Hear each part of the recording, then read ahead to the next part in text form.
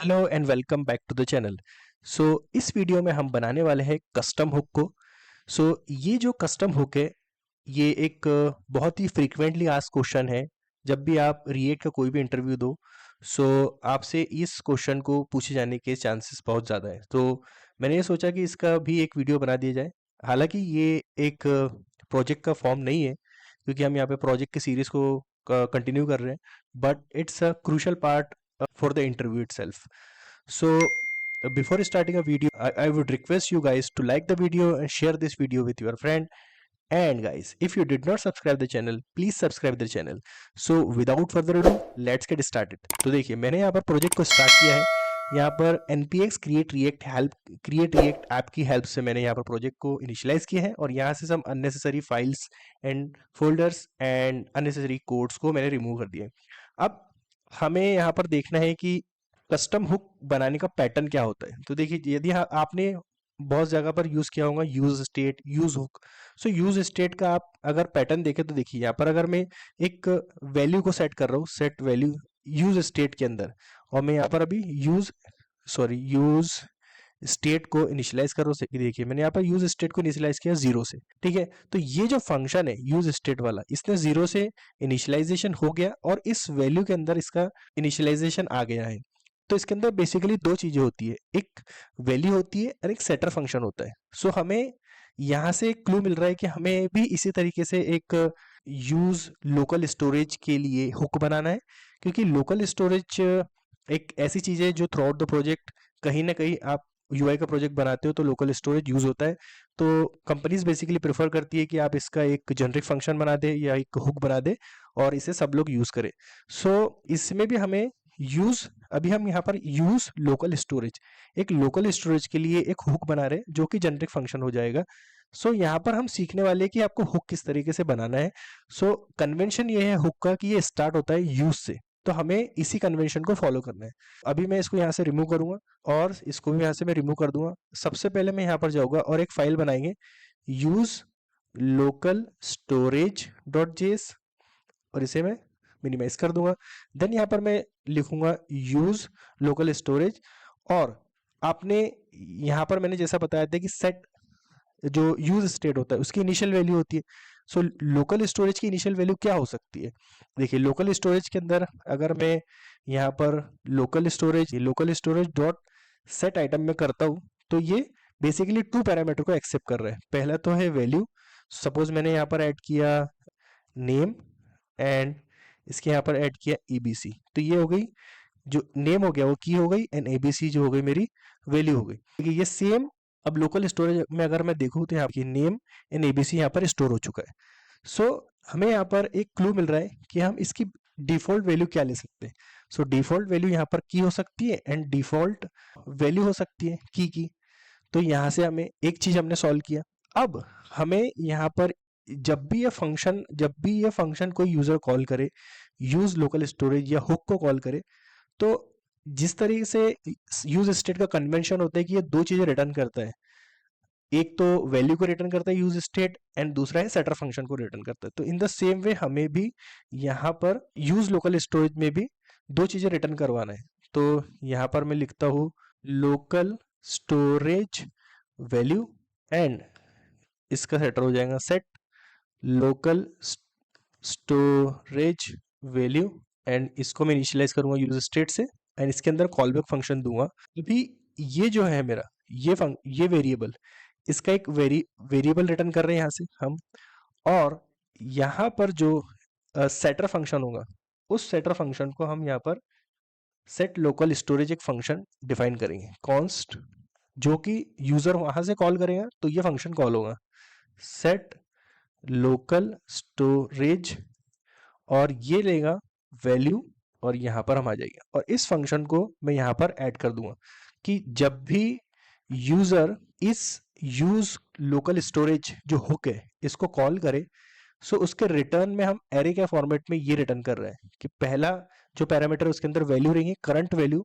Of this की, and यदि user को उस वैल्यू को रीसेट करना है या सेट करना है तो सेटर फंक्शन यहाँ से कॉल होगा। तो बेसिकली वो इस फंक्शन को कॉल करेंगे और हम यहाँ से इस फंक्शन को कॉल करेंगे। ये जो है ब्लॉक ऑफ कोड ये यूज होने वाला है जब इनिशियली जब हम इन्वोक करेंगे इसको यूज लोकल स्टोरेज को, तब इसको कॉल करेंगे।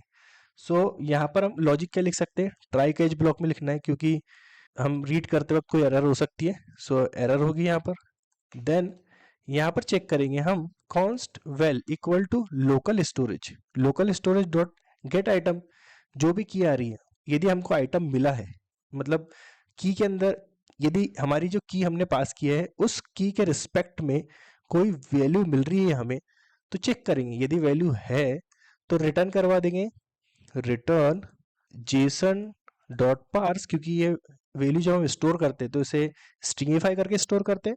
जब हमें रिट्रीव करना है और यूजर को इसको देना है तो उसको पार्स करना पड़ेगा। तो हमने यहाँ पे जेसन डॉट पार्स करके रिटर्न कर दिया वैल्यू को। अब ये जो वैल्यू रिटर्न हो रही है, ये वैल्यू यहाँ पर रिटर्न हो रही है इस वेरिएबल में। एल्स यदि वैल्यू नहीं है तो उस केस में क्या होगा कि हमें वैल्यू को सेट करवाना पड़ेगा डिफॉल्ट वाले केस में। So local storage dot set item, इस की के अगेंस्ट में मुझे वैल्यू को सेट कराना है। कौन सी वैल्यू? जो डिफॉल्ट वैल्यू आ रही है वो। तो उसके उसके लिए मैं जेसन डॉट स्ट्रिंगिफाई लिखूंगा, देन डिफॉल्ट वैल्यू को सेट कर दूंगा, देन यहाँ पर रिटर्न क्या करूंगा, डिफॉल्ट वैल्यू। और ये जो डिफॉल्ट वैल्यू अगेन यहाँ पर ये स्टेट मेंटेन कर रहा है। और यदि इस ब्लॉक ऑफ कोड के अंदर कोई भी एरर आती है तो हमें कैच ब्लॉक के अंदर भी इसको सेट करना है। और यहाँ पर जो सेट होने के बाद वैल्यू यहाँ पर इस वेरिएबल में सेट हो जाएगी। अब ये जो है फर्स्ट पार्ट हो गया कि जब भी इनिशियल इन्वोकेशन हो तब इस तरह का कोड हम रन करना चाहते हैं। लेकिन जब यूजर सेटर फंक्शन को कॉल करता है तब हम क्या कॉल करवाना चाहते हैं। तो यूजर बेसिकली इस फंक्शन के अंदर कोई वैल्यू भी पास कर सकता है या कॉल बैक फंक्शन भी पास कर सकता है। तो इस तरीके से हमको वैल्यू को या जो आर्ग्यूमेंट है उसको मॉडिफाई करना पड़ेगा। तो यहाँ पर मैंने लिखा वैल्यू और फंक। सो यहाँ से वैल्यू भी आ सकती है और फंक्शन भी आ सकता है। सो हमको इस फंक्शन को इतना जेनरिक बनाना है कि यहाँ से वैल्यू भी रिजॉल्व हो जाए और फंक्शन भी रिजॉल्व हो जाए। तो यहाँ पर मैंने लिया लेट न्यू वैल्यू, और यहाँ पर चेक कर लेंगे हम टाइप ऑफ से कि वैल्यू और फंक का टाइप क्या है। यदि ये फंक्शन टाइप में है तो सबसे पहले हमें इस फंक्शन को कॉल करना पड़ेगा। So new value equal to value और फंक्शन। इस फंक्शन को कॉल करना है किस वेरिएबल के साथ? लोकल स्टोरेज जो वेरिएबल है उसके साथ कॉल करना है, जो भी है। सो इस फंक्शन को हम जैसे ही कॉल करेंगे और कॉल करने के बाद जो रिटर्न में वैल्यू आएगी उसको हम यहाँ पर स्टोर कर लेंगे। एल्स यदि ये जो वैल्यू और फंक्शन नहीं है तो इसका मतलब सिंपल वैल्यू है। सो इसको हमें यहाँ पर वैल्यू और फंक्शन में असाइन कर देना है। देन ये जो वैल्यू हमारे पास न्यू वैल्यू आ रही है उसे हमें local storage dot set item, तो की हमारी रहेगी, देन जेसन डॉट स्ट्रिंगिफाई करके हम वैल्यू जो न्यू वैल्यू आ रही है उसको सेट कर देंगे। हमने सेट कर दिया। अब उसके बाद जो वैल्यू हमारे पास लेटेस्ट आई है उसे हमें स्टेट में मेंटेन करना जरूरी है। तो ये जो हमारी स्टेट है सेट लोकल स्टोरेज वैल्यू, उसके अंदर हमने इसको मेंटेन कर दिया। सो ये न्यू वैल्यू यहाँ पर होगी और हम इसे यहाँ से पास कर देंगे। सो देखिए ये हमारा फंक्शन इम्प्लीमेंट हो चुका है। अब ये फंक्शन है जो हमारा यूज लोकल स्टोरेज हुक है, इसको हमें एक्सपोर्ट डिफॉल्ट करना पड़ेगा। डिफॉल्ट ये फंक्शन को एक्सपोर्ट कर दिया। अब इस फंक्शन को हम यहाँ पर यूज कर लेते हैं। तो यहाँ पर हम मल्टीपल सिनेरियोज देखेंगे जिसमें फर्स्ट टाइम पे यूजर स्ट्रिंग पास करेगा। तो सबसे पहले हम यहाँ पर थीम, यदि आपको आपके वेब एप्लीकेशन की थीम को सेट करना है तो उसके लिए भी आप यहाँ पर यूज कर सकते हो। यहाँ पर मैंने लिखा है सपोज थीम और सेट थीम, और ये मैंने यहाँ पर यूज करूंगा यूज लोकल स्टोरेज, इसको यूज करूंगा। और डिफॉल्ट इसकी की क्या रहेगी? इसकी की रहेगी थीम, एंड डिफॉल्ट जो रहेगी डार्क थीम रहेगी। यहाँ हम सिर्फ इसको सिमुलेट कर रहे हैं, सो पूरा इम्प्लीमेंटेशन नहीं देंगे बट समझने के लिए सिमुलेट कर रहे हैं। बटन ले लेता हूँ और इस बटन से मैं इसको चेक टोगल कर सकता हूँ, टोगल थीम। और यहाँ पर मुझे एक ऑन क्लिक फंक्शन लिखना पड़ेगा और यहाँ पर लिखूंगा हैंडल थीम, और इस फंक्शन को यहाँ पर इम्प्लीमेंटेशन दूंगा कॉन्स्ट, एंड यहाँ पर ये इम्प्लीमेंटेशन होगा इसका। एंड इस थीम को जो भी हमारी डिफॉल्ट थीम है उसको हम h1 टैग के अंदर लेते हैं, रैप करते हैं और ऐड करते हैं। देखिए जो इनिशियल थीम है वो लोकल स्टोरेज में देखिए सेट हो गई। क्यों सेट हुई? क्योंकि हमने यहाँ पर इनिशियल में जब जैसे इसको कॉल किया तो यहाँ पर ये की गई थीम एंड डार्क वैल्यू, और ये जो है ब्लॉक ऑफ फंक्शन एग्जीक्यूट हुआ और यहाँ से कंडीशन फॉल्स हुई होगी, देन इस कंडीशन में ये कोड एग्जीक्यूट हुआ है, तब ये जाके सेट हुआ लोकल स्टोरेज में, और ये हमें यहाँ पर इसकी थीम जो लेटेस्ट वैल्यू थीम की वो मिल रही है। अब जैसे ही यूजर अगर टोगल थीम करे तो चेंज होना चाहिए, तो हम यहाँ पर एक छोटा सा लॉजिक लिखते हैं। यदि थीम ऑलरेडी डार्क हो तो सेट थीम हमें लाइट करना है, लाइट, और यदि लाइट हो तो डार्क करना है। सो हमने यहाँ पर डार्क लिखा। अब देखिए मैंने रिफ्रेश किया तो यहाँ पर लोकल स्टोरेज में आप देखिए थीम जो है डार्क है। जैसे ही मैं इसको टोगल करूंगा तो देखिए लाइट में कन्वर्ट हो रही है और लोकल स्टोरेज में भी लाइट चेंज हो रहा है। यहाँ पर जैसे ही कन्वर्ट, अगेन मैं क्लिक करूंगा टोगल थीम, सो यहाँ पर टोगल हम कर पा रहे हैं। अब एक दूसरा इसका यूज केस देख लेते हैं जिसमें आप इंक्रीमेंट कर रहे हैं काउंट को।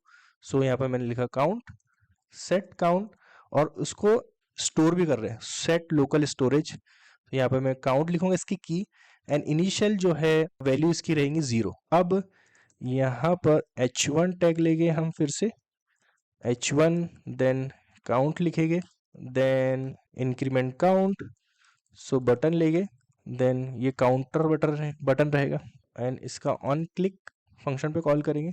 ऑन क्लिक फंक्शन इस तरह से कॉल होगा, सेट, मैं काउंट फंक्शन ले रहा हूँ। अब मैं क्या कर रहा हूँ कि देखिए सेट काउंट के अंदर मैं फंक्शन पास कर रहा हूँ, सो मेरी प्रीवियस वैल्यू जो भी रहेगी उसको मैं पार्स इंट करूँगा, क्योंकि ये स्टोर होने वाला है स्ट्रिंग में, इसलिए मैं पार्स इंट कर रहा हूँ, और प्रीवियस को करंट वैल्यू से इंक्रीमेंट कर रहा हूँ। सो ये फंक्शन मेरे यहाँ पर फेल हो रहा है, so there is some problem. Okay, okay, there is problem, यहाँ पर कॉमर्स हमने ऐड करना भूल गए थे। तो यहाँ पर देखिए इस तरीके से आप देख रहे हैं। अब इनिशियली हम इसको लोकल स्टोरेज में देखते, देखिए काउंट जो है वो स्टोर हुआ है 0, काउंट की वैल्यू 0 से स्टोर हो गई है। अब यदि मैं इस काउंट को इंक्रीमेंट कर रहा हूँ करूँ तो ये इंक्रीमेंट होना चाहिए। देखिए 0 से 1 हुआ, 1 से 2 हो रहा है, 2 से 3, 3 से 4।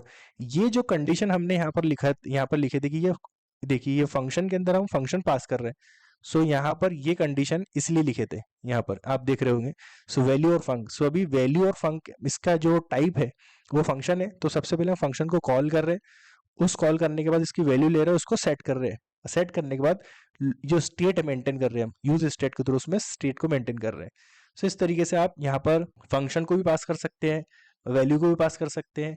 यदि आप चाहते हैं तो मैं आपको दिखाता हूँ कि आपको ऑब्जेक्ट पास करना है यदि, तो हम यहाँ पर फॉर्म ऑब्जेक्ट भी पास करते हैं। सेट फॉर्म, सपोज हम एक फॉर्म बना रहे हैं जिसके अंदर बहुत सारे ऑब्जेक्ट हो गए, तो उस केस के अंदर आप किस तरह से यूज कर सकते हैं इसको, तो यहाँ पर आप लिख सकते हैं फॉर्म, और यहाँ पर आप सपोज ऑब्जेक्ट है तो मैं यहाँ पर केवल एक वैल्यू को ले रहा हूँ, नेम लेते हैं सचिन। अब इस फॉर्म को यहाँ पर हम आएंगे एंड h1 टैग लिखेंगे अगेन, एंड इसके अंदर फॉर्म डॉट नेम, एंड इसको कन्वर्ट करेंगे बटन से सबमिट फॉर्म। जब सबमिट फॉर्म हो तब मैं इसको चेंज करना चाहता हूँ, सो यहाँ पर ऑन क्लिक लिखूंगा, on click and callback function, then set form, and again हम इसके अंदर ऑब्जेक्ट पास करना चाह रहे हैं, सो यहाँ पर नेम, देन यहाँ पर मैं लिख रहा हूँ अभी राजा। देखिए तो अभी सचिन यहाँ पर दिख रहा है आपको, और ये आप अगर देखो लोकल स्टोरेज के अंदर तो लोकल स्टोरेज में सचिन ऐड हो चुका है। जैसे ही मैं सबमिट फॉर्म पर क्लिक करूँ तो ये राजा से चेंज होना चाहिए। देखिए तो यहाँ पर लोकल स्टोरेज में राजा से चेंज हो रहा है और यहाँ पर भी चेंज हो रहा है। तो आप देख सकते हैं कि ये जो यूज लोकल स्टोरेज हमने बनाए हैं इसको इंटरव्यू में क्यों पूछा जाता है, क्योंकि इस तरीके के फंक्शन और जो हुक्स होते हैं वो बहुत हैंडी होते हैं। इसके थ्रू आप मल्टीपल जो आपके प्रोजेक्ट की प्रॉब्लम्स है, स्मॉल स्मॉल प्रॉब्लम्स, उसको सॉल्व कर सकते हैं। So I hope you guys enjoyed this video, and so if you really enjoyed this guys, then please like the video and share this video with your friend, and guys if you did not subscribe the channel, please subscribe the channel. So इस video में इतना ही, मिलते हैं next video में, तब तक के लिए गुड बाय।